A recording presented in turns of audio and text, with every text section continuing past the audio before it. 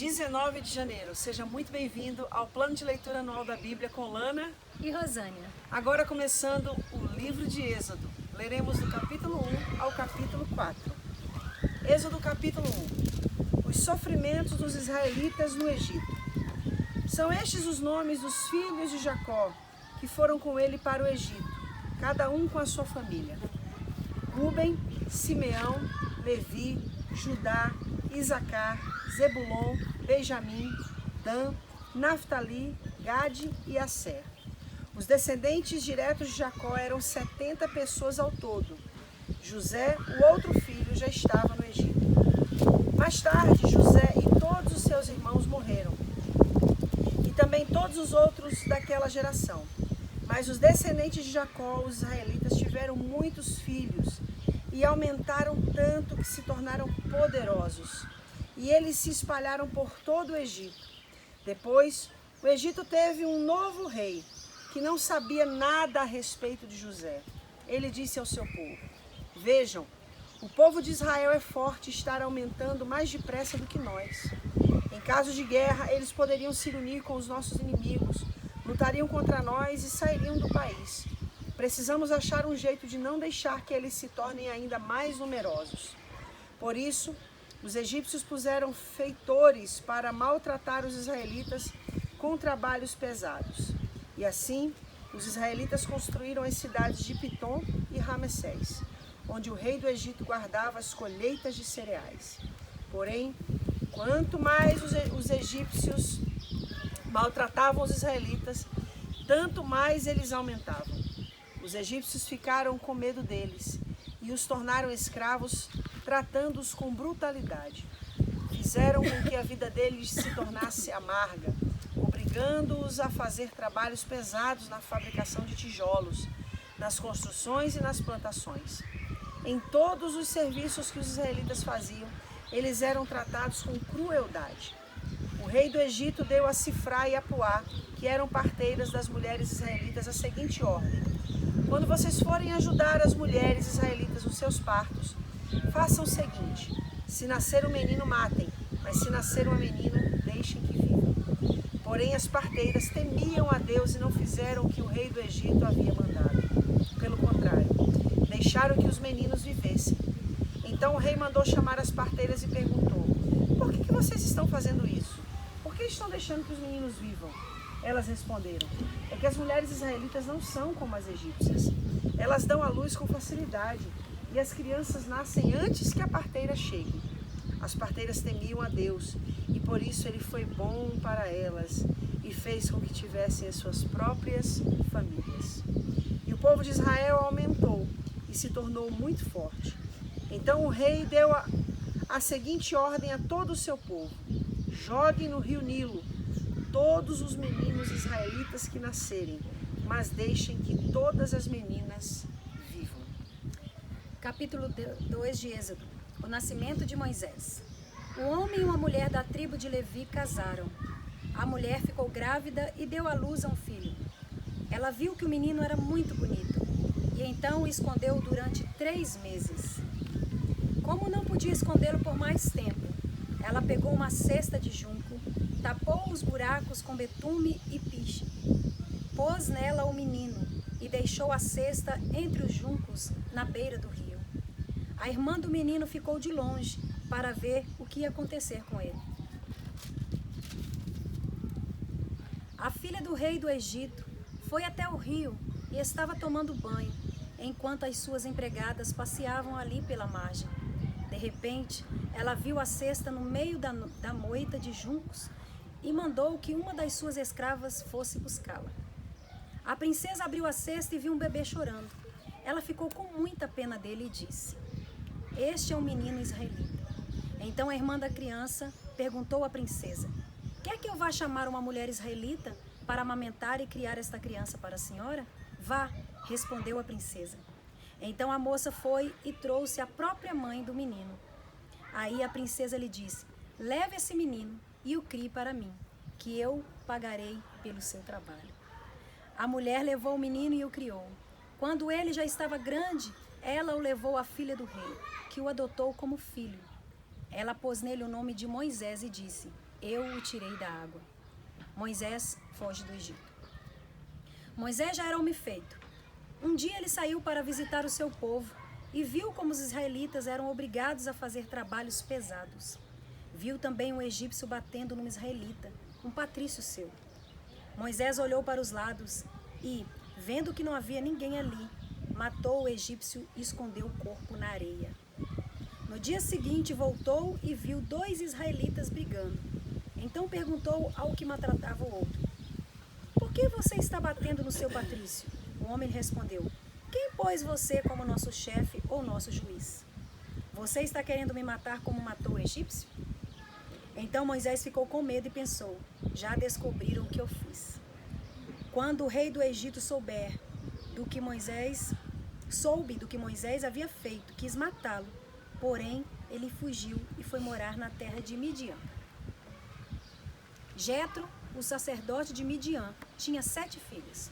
Certo dia, quando Moisés estava sentado perto de um poço, elas vieram tirar água e encheram os bebedouros para dar de beber às ovelhas e às cabras do seu pai. Então chegaram alguns pastores e começaram a enxotar as moças dali. Porém, Moisés se levantou e as defendeu e deu água aos animais. Quando elas voltaram ao lugar onde seu pai estava, ele perguntou: por que é que vocês voltaram tão cedo hoje? Elas responderam: um egípcio nos defendeu dos pastores, tirou água para nós e ainda deu água para os nossos animais. E onde está ele? Perguntou Jetro.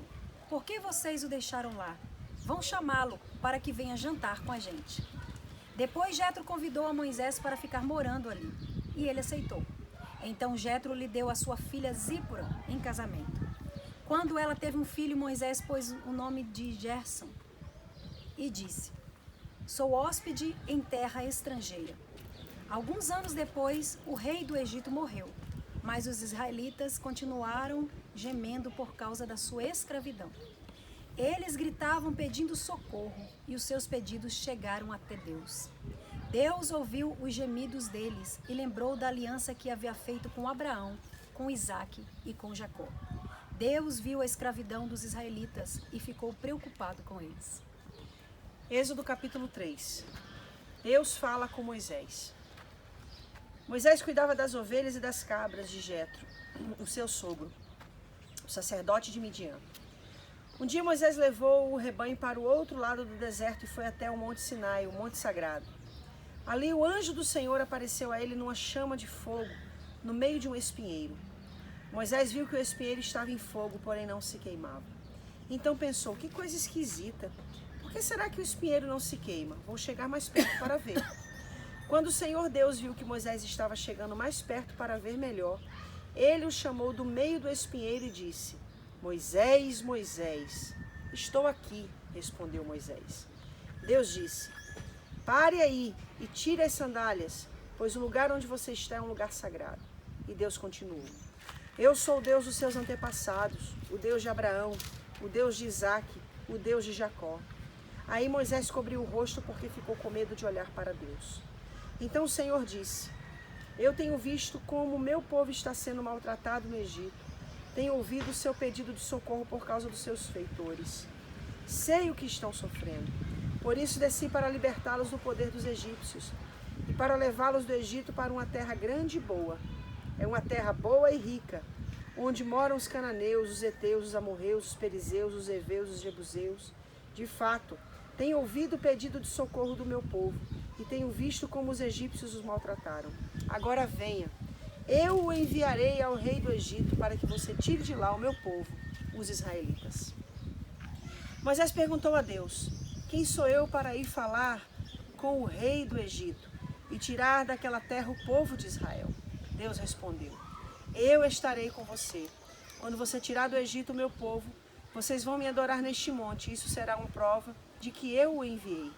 Porém Moisés disse: quando eu for falar com os israelitas e lhes disser: o Deus dos seus antepassados me enviou a vocês, eles vão me perguntar: qual é o nome dele? Aí o que é que eu digo? Deus disse: eu sou quem sou. E disse ainda: você dirá o seguinte: eu sou me enviou a vocês. O Senhor, o Deus dos seus antepassados, o Deus de Abraão, o Deus de Isaque, o Deus de Jacó, me enviou a vocês. Este é o seu nome para sempre, e assim ele será lembrado com vocês em todos os tempos. Depois Deus disse: vá, reúna os líderes do povo de Israel e diga que eu, o Senhor, o Deus dos seus antepassados, o Deus de Abraão, o Deus de Isaque, o Deus de Jacó, apareci a você e ordenei que lhes dissesse: tenho visto a sua situação e sei o que os egípcios estão fazendo com vocês. Eu resolvi tirá-los do Egito, onde estão sendo maltratados, e vou levá-los para uma terra boa e rica, a terra dos cananeus, dos heveus, dos amorreus, dos perizeus, dos heveus e dos jebuseus. O meu povo ouvirá o que você vai dizer. Depois você e os líderes do povo de Israel irão falar com o rei do Egito. Digam a ele: o Senhor, o Deus dos hebreus, apareceu a nós. Agora deixe-nos ir para o deserto, a uma distância de 3 dias de viagem, para oferecer sacrifícios ao Senhor, nosso Deus. Eu sei que, se o rei do Egito não for obrigado, ele não deixará vocês ir embora. Por isso, eu vou usar o meu poder e fazer coisas terríveis para castigar os egípcios. Depois disso, o rei deixará que vocês saiam do Egito. Eu farei com que os egípcios respeitem vocês. E quando vocês saírem, não irão de mãos vazias. Cada mulher israelita deverá pedir às mulheres egípcias que estiverem morando na casa dela ou que sejam suas vizinhas, que lhe dê objetos de prata e de ouro e roupas com que vocês vestirão os seus filhos e as suas filhas. E assim vocês tomarão as riquezas dos egípcios. 4. O poder de Moisés para fazer milagres. Aí Moisés respondeu a Deus: o Senhor, mas os israelitas não vão acreditar em mim, nem vão dar atenção ao que eu falar e vão dizer que o Senhor não me apareceu. Então o Senhor perguntou: o que é isso que você tem na mão? Um bastão, respondeu Moisés. Deus disse: jogue-o no chão. Ele jogou, e o bastão virou uma cobra, e Moisés fugia dela. Aí o Senhor ordenou a Moisés: estenda a mão e pegue a cobra pelo rabo. Moisés estendeu a mão e pegou a cobra pelo rabo, e de novo ela virou um bastão na mão dele. Então o Senhor disse: faça isso para provar aos israelitas que o Senhor, o Deus dos seus antepassados, o Deus de Abraão, o Deus de Isaque, o Deus de Jacó, apareceu a você. E o Senhor continuou: agora põe a mão no peito. Moisés obedeceu. E quando tirou a mão do peito, ela estava leprosa, branca como a neve. Ponha outra vez a mão no peito. Ordenou Deus, o Senhor. Ele pôs a mão no peito novamente. E quando a tirou, ela estava tão boa como o resto do corpo. Então o Senhor lhe disse: se com o primeiro milagre os israelitas não acreditarem em você e não se convencerem, então com o segundo vão acreditar. Mas se com esses 2 milagres ainda não crerem e não quiserem ouvir o que você disse, tire água do rio Nilo e derrame no chão, que ela virará sangue. Moisés respondeu ao Senhor: ó Senhor, eu nunca tive facilidade para falar, nem antes nem agora, depois que começaste a falar comigo. Quando começo a falar, eu sempre me atrapalho. Está parecendo comigo esse Moisés.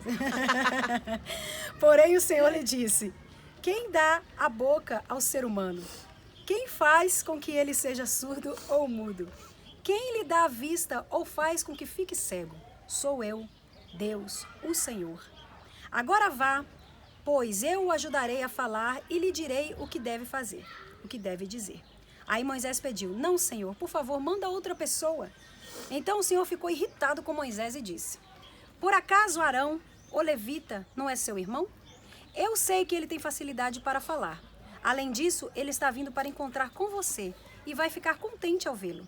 Você falará com Arão e lhe dirá o que ele deve dizer. Eu o ajudarei a falar e direi o que você deve fazer. Arão falará ao povo em seu lugar. Ele será o seu representante e falará ao povo por você. E você será como Deus para ele, explicando o que ele deve dizer. Leve este bastão, porque é com ele que você vai fazer os milagres. Moisés volta ao Egito. Então Moisés voltou para a casa de Jetro, o seu sogro, e disse: Deixe que eu volto para visitar os meus parentes no Egito. Quero ver se eles ainda vivem. Vá em paz, respondeu Jetro. Quando Moisés ainda estava na região de Midian, o Senhor Deus lhe tinha dito: Volte para o Egito, pois todos os que queriam matá-lo já morreram. Então Moisés fez com que sua mulher e os seus filhos montassem um jumento e começou com eles a sua viagem de volta para o Egito. Moisés tinha na mão o bastão que Deus havia mandado que ele levasse. E mais uma vez o Senhor disse a Moisés: Eu lhe dei poder para fazer muitos milagres. Quando você voltar para o Egito, esteja pronto para fazê-los diante do rei daquela terra. Mas eu vou fazer com que ele fique teimoso e não deixe o povo de Israel sair de lá. Então você lhes dirá que eu, o Senhor, digo o seguinte: Israel é o meu primeiro filho. Já lhe disse que deixe o meu filho sair a fim de me adorar. Mas você não deixou, e por isso eu vou matar o seu filho mais velho. Durante a viagem para o Egito, num lugar onde Moisés e a sua família estavam passando a noite, o Senhor se encontrou com Moisés e procurou matá-lo. Aí Zípora, a sua mulher, pegou uma pedra afiada, cortou o prepúcio de seu filho e com ele tocou o pé de Moisés e disse: Você é um marido de sangue para mim. Ela disse isso por causa da circuncisão. E assim o Senhor deixou Moisés viver. Nesse meio tempo, o Senhor disse a Arão: Vá se encontrar com Moisés no deserto. Ele foi e se encontrou com Moisés no monte sagrado e o beijou. Moisés contou a Arão tudo o que o Senhor tinha dito, quando havia mandado que ele voltasse para o Egito. E falou também dos milagres que Deus tinha ordenado que ele fizesse. Aí Moisés e Arão foram para o Egito e reuniram todos os líderes do povo de Israel. Arão contou-lhes tudo o que o Senhor Deus tinha dito a Moisés. E em seguida Moisés fez um milagre diante do povo. Todos acreditaram e, quando souberam que o Senhor tinha vindo até eles e tinha visto como estavam sendo maltratados, eles se curvaram e adoraram a Deus. Uau! Uau! Chegamos no livro de Êxodos. Eu teria um monte de coisa que eu queria saber, mas eu sei que não tem muito tempo. Eu queria que você falasse um pouquinho para mim, eu creio que muitas pessoas talvez tenham a mesma vontade de saber, é sobre essa parte onde fala que o Senhor quis matar Moisés e a sua esposa Zípora circuncidou o filho e jogou o prepúcio, né, de sangue aos pés de Moisés. Que significado tem isso, assim? É muito importante a gente, quando for falar da Bíblia, a gente entender que ela não é um livro histórico. Ela é um livro de regras, de leis, de princípios. E o que muita gente vê como limitador é protetor. É como uma cerca na beira de um precipício. Não é uma cerca que impede a pessoa de ir adiante, é uma cerca que protege a pessoa de morrer. Então, quando eu falo que a Bíblia é um livro, sim, que tem regras, leis, princípios, a gente precisa enxergar essas regras, essas leis, esses princípios como proteção. Ver por trás do porquê, né? Do porquê. Não é com o intuito de ser limitativa, mas protetiva. Então, eu quero começar, antes de chegar nessa parte, falando de como Moisés saiu do Egito. A Bíblia diz que ele mata um egípcio, enterra o corpo dele e o esconde. E continua vivendo a vida como se nada tivesse acontecido. Mas aí a Bíblia diz que num dia dele, né? Que num outro dia, num dia à frente, um outro hebreu, quando estava brigando, Moisés interviu e ele disse: você vai fazer com a gente como fez com o egípcio? Ali Moisés entendeu que o que ele pensou que tinha feito em oculto estava às claras.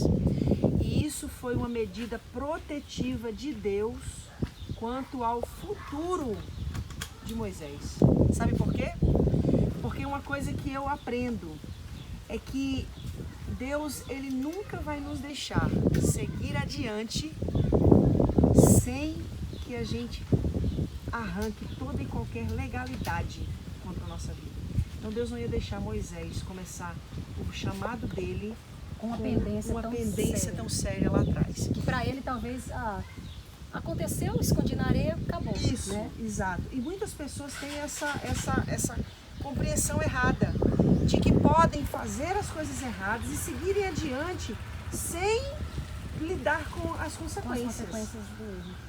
Deus sempre faz com que a gente lide com elas. É verdade. E não é porque Deus é mau, é porque Ele é bom. E a gente precisa aprender a ver o amor de Deus quando Ele nos manda a conta. Nós precisamos enxergar o amor de Deus quando Ele nos permite colher a consequência do nosso erro. Então Moisés começou errado. Aí Moisés vai e foge, como a gente vê, né? Vai para o deserto. Ali, Deus o chama. E o Senhor falou para ele que ele deveria circuncidar os seus filhos. Só que ele vai para o Egito sem obedecer. sem obedecer. E com outra pendência. Ele tinha a motivação certa, mas faltava o princípio. Nunca Deus vai culminar com as nossas motivações corretas baseadas em princípios errados. Deus sempre vai trabalhar para que a nossa obediência esteja unida aos princípios dele, para que a gente possa viver plenamente o que ele tem para as nossas vidas. Nós temos um convidado especial. Nós temos um convidado especial Muito aqui. bonitinho, por sinal. Hello!